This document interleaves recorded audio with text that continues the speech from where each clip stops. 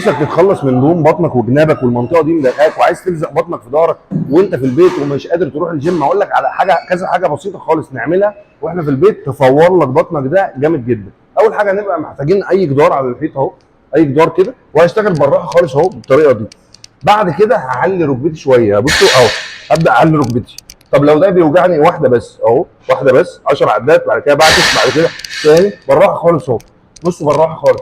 فكل ده هيهز المنطقه دي جامد جدا. نص ساعه بس، صدقوني بعد نص ساعه هتحس بفرق كبير جدا وفرق رهيب. بعد كده هبقى محتاج اي حاجه بسيطه زي ده بوزن خفيف، وهشتغل بيها الجناب اهو، اشتغل بيها والف، اشتغل بيها والف اهو، عشان منطقه الجناب بتاعتي اهو بالطريقه دي خفيفه خالص اهو. هيفرق معايا جدا، ده هيساعدني قوي ان انا اتخلص من الدهون اللي هنا.